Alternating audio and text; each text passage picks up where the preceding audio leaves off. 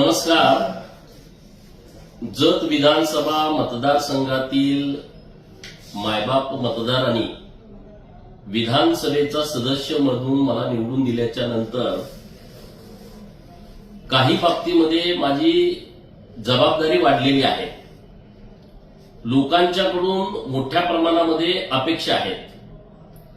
मी विधानसभेचा सदस्य होण्यापूर्वी जेव्हा मी विधान परिषदेचा सदस्य होतो तेव्हा संक अप्पर तहसीलदार जे आहे यातून काही गावं उमदी अप्पर तहसीलदार यांच्याकडे वर्ग करून नव्याने उमदी अप्पर तहसीलदार कार्यालयाला मंजुरी मिळावी यासाठी मी मागणी तत्कालीन सरकारकडे केली होती.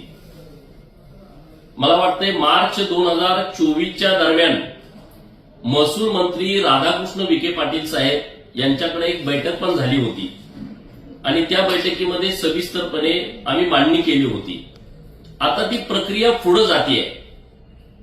संघ आणि उमदी मध्ये पूर्वीपासून काही बाबतीमध्ये विवाद आहेत आणि त्यामुळं उमदी परिसरातील लोकांची मागणी आहे की उमदीला नवीन अप्पर तहसीलदार व्हावं आणि त्यानुसार नव्यानं प्रस्तावित जे उमदीला अप्पर तहसीलदार कार्यालय केलेलं आहे त्यामध्ये 22 गावांचा समावेश आहे.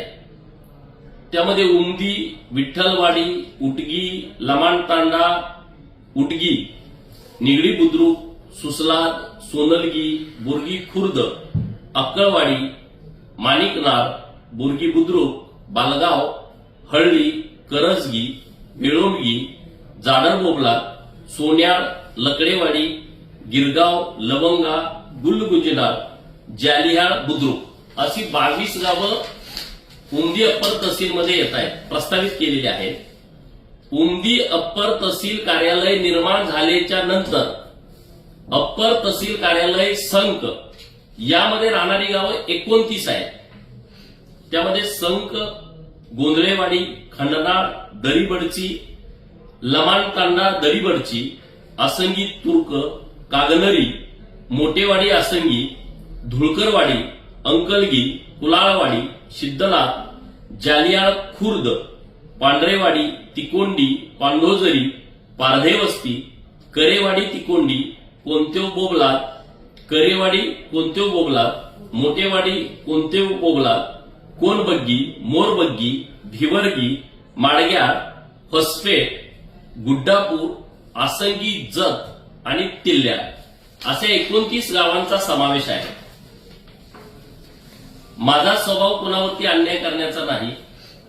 सर्व घटकांना न्याय देण्याच्या दृष्टिकोनातून हा आमचा प्रयत्न आहे.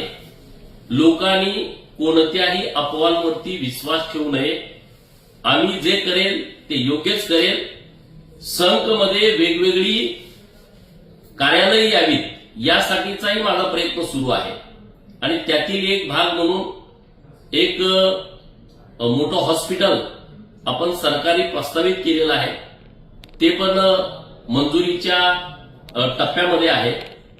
रेशीम प्रशिक्षण उद्योग केंद्र हे संकला व्हावं यासाठी वस्त्रोद्योग मंत्री महोदयांच्याकडे मी एक मागणी केलेली आहे आणि त्याच्याबद्दल सरकार सकारात्मक आहे.